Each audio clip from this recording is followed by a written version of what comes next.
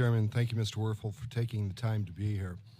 You commented in your oral testimony about being committed to good service, having knowledge of struggling taxpayers, and trying to be able to develop policies to be able to help them. And you certainly understand that the IRS is not viewed as warm and cuddly and caring, when it gets back to actually paying I understand taxes. that. I definitely understand that. But you followed that up with needing adequate resources to be able to help those taxpayers. We actually calculated it out, even with sequestration, as a 5.8% reduction.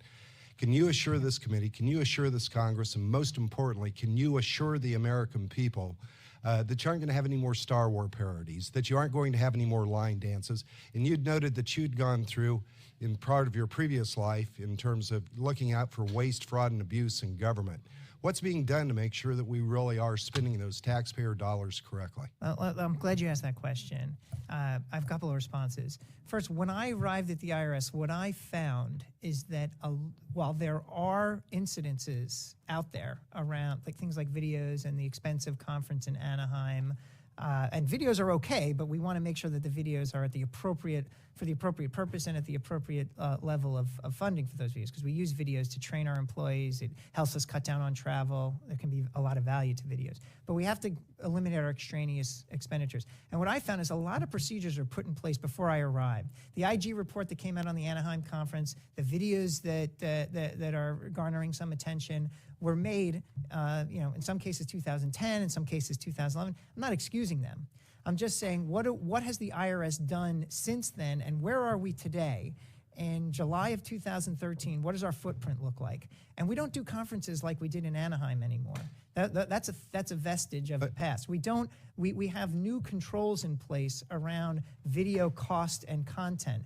Again, not excusing the prior activities, and there may be more that come out that occurred in 2010, 11, before these procedures were put in place. But what I can assure you is that strong, robust procedures have put in place to constrain both conference spending and any spending on extraneous costs on videos.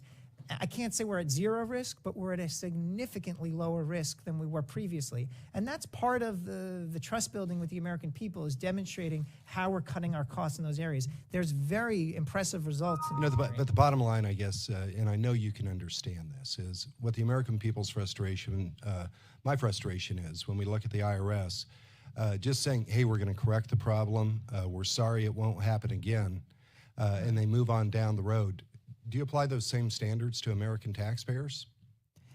I'm not, as I said, I'm not excusing the behavior. I'm just providing an explanation of what steps are taken when a problem occurs. We have there's varying different types of mistakes. And we can talk about the mistakes from the IG report that led to a change in leadership at 5 positions within the IRS, from the commissioner down to the lowest senior executive within that managerial chain. They're all maybe we ought to move to the root of the problem, really.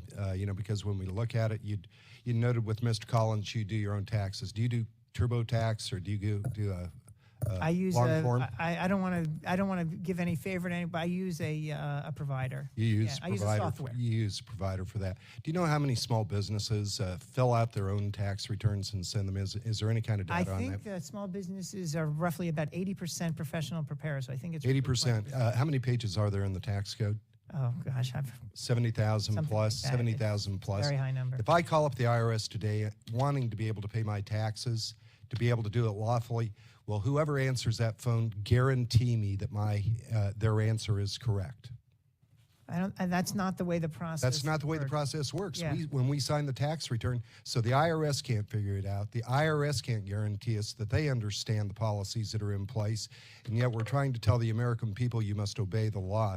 Doesn't this really call for legitimate tax reform to get a flatter, fairer, and simpler tax code, and to reduce the number of employees that you would need to manage just by making it sensible for the American people to work with? I'll answer that question. I've been asked that question numerous times, and it's a very important and good question. 2 things. One, as a general principle, the IRS administers whatever law Congress passes, and we rely on the Treasury Department to articulate That's not completely true, though, is it? Simply from the standpoint, don't you issue rules and regulations that are not approved by Congress? It's your assumption that it meets the legislative directive? Right.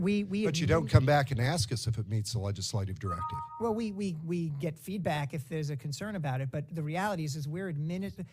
I want to answer your question. I'll tell you, as a member of Congress, a lot of the frustration really is we give the feedback and it falls on deaf ears. It's kind of the assumption we're going to be here longer than you are, and we're going to do it our own way. And that's the real frustration, I think, with a lot of the bureaucracies here in D.C. That's the message you're getting. That is unfortunate. We want to partner with Congress. These are not easy issues. As you mentioned, the tax code is complex.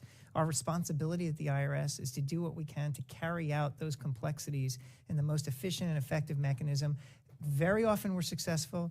There are situations in which we're not. Those situations are normally publicized and raise significant concerns, and it's all valid.